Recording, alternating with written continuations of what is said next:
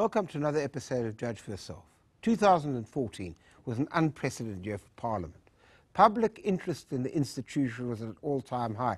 I think we could probably say safely that the parliamentary channel had now become more popular than almost any other channel on television. But it may well have been important and exciting for some of the wrong reasons. Last year was characterized by filibustering, mudslinging, protesting, a standoff that ended in the unprecedented situation of police storming the National Assembly.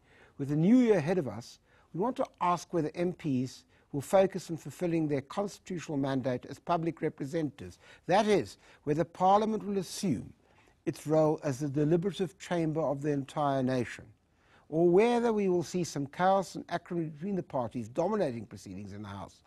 This is really central to our constitutional democracies. You know, these programs are about the Constitution. Nothing is more important than the centrality of Parliament to these debates. Now, if you'd like to join the discussion on Twitter, please use the hashtag #JFYParliament. To discuss this topic, I'm joined by Godrich Gardy, Secretary General of the Economic Freedom Fighters, a Member of Parliament, Jordan Hill-Lewis, Member of Parliament for the Democratic Alliance, and two political analysts, Mathole and Sipho Seapi. So let me ask you, Professor, you're an independent analyst here. How should the public react to what was going on towards the latter part of 2014? Well, I don't think the public was really prepared for what they saw last year. But what we are actually engaged in is an experimentation. And when you have new people coming in, they bring a different perspective, flavor, and also when you talk about the EFF, they brought a bit of robustness in terms of the issues. But I think what we should also be saying is that maybe Parliament must start learning to come up with ways in which they can conduct themselves in such a way that they do not undermine themselves. Because what sometimes I found is that, for instance, the EFF has raised very important issues, but there's sometimes been a way in which they had raised them that undermine their own argument.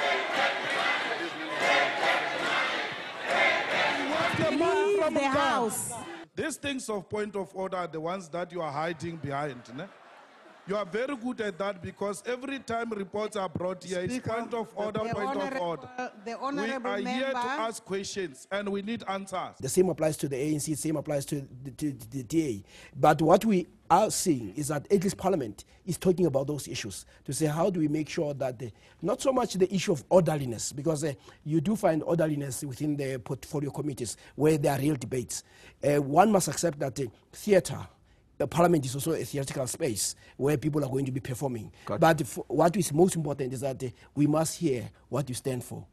So, isn't there a limit? I mean, when the public watches this, they want people to engage, not shout each other down. Isn't that what you people were doing? Well, from the side of the economic freedom fighters, we can only say if there is anything called chaos and disruption in Parliament, we must ask the presiding officers what has been their role. Actually, Parliament has been brought down by the presiding officers, by the Speaker, and all other presiding officers from time to time. Why do you say that? Well, those who have been watching the proceedings on the channel will actually agree with me that in most instances, the presiding officers have ruled in a manner that demonstrate nothing but biasness. And there was no reason why the Speaker should not have insisted on the President to answer the question. Actually, the Speaker did insist the President to answer the question on the second thought. She can't compel the President to answer to your satisfaction. You may not like what the President has to say. That's your right. But what do you want the Speaker to do? To put the President in a sort of third-degree torture and compel him to give an answer that you want him to give? The presiding officer has got a responsibility to ensure that members of Parliament, members of the executive in particular, are accountable to Parliament. Okay. And accordingly, she had a responsibility. Now, what I'm asking you is this. You put a question to the President, or your leader did, as I understand it. So he asks a question about Nkandla. The President could say anything he likes. He could say, you know, frankly, as I understand he said on television, I don't see any reason to pay back money. I didn't say he said that, but assuming he said that, I don't see any reason because there's been nothing wrong. Now, you may say that's an outrageous thing. You may say that's not what the public protector said. But surely you can't compel the speaker, nor he, to answer the question you want the way he answers. In other words, you can't demand that he answers the way you want it to be. No. That's not how Parliament works, Honourable Judge. The fact of the matter is that in Parliament, public representatives hold the executive accountable. And accordingly, they must give answers honestly, truly, so, without even being ambiguous on their answers. Yeah, but I think the judge is actually correct. And this is what we must understand about democracy. That's why you have an electorate to judge, ultimately, that the president or any member of parliament, when a question is asked, the person has a responsibility to respond. But it may be that the response that they give you is not the response that you want. But it does not mean, therefore, you must actually let parliament to degenerate. All you have to do is to actually expose the president, the ministers, that they are failing the nation. I mean, I'll give you an example of Tony Leon. He was a great parliamentarian. He was able to expose the weaknesses of the ANC, but by robust questioning and letting parliament to do its job. And the DA was rewarded. He did not allow parliament to degenerate. Okay, I'm going to get you a chance to ask. I'd just like to bring my other guests in, if not. Well, you guys sort of generally have got a reputation for being well-behaved, but you haven't been so well-behaved recently. You've almost been led by them. You've suddenly decided to take a much more robust approach. Well, you didn't do initially, but now you are. So what's going on here? Do you agree with, which side do you agree with here? One thing that we must be clear on, Judge, is that what we saw in Parliament, you may disagree with the tactics that the parties employed, but what happened in Parliament last year was in response to the fact that the ANC was increasingly and repeatedly using its majority to shut down Parliament's oversight function and to protect the President and to protect the executive.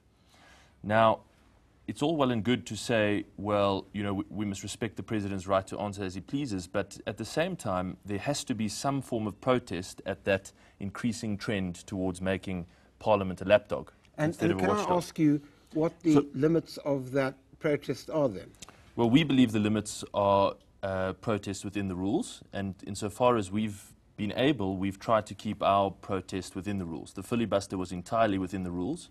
It's an age-old parliamentary tactic, and we will continue to make our protests heard within the rules. But do you accept the fact that, therefore, you gridlocked? No, I'm representing people here as an independent person, as a taxpayer, who simply wants my parliament to debate really important issues. We've got really important issues to debate. We do, I agree. I mean, you know, I don't know whether the lights are going to go out before this program ends. I mean, etc. ESCOM, economic growth, a whole range of things. People want those debated. Well, we are gridlocked as long as the ANC continues to try to use its majority to shut down the House. And we're not going to let that happen. We can't let that happen. That's why we've been elected to Parliament, to hold the government to account. And as long as the ANC protects Jacob Zuma from accountability, we will not let them get away with it. Okay, I want to bring you in, but I've just got to take an ad break first, and then we'll get back and get your response.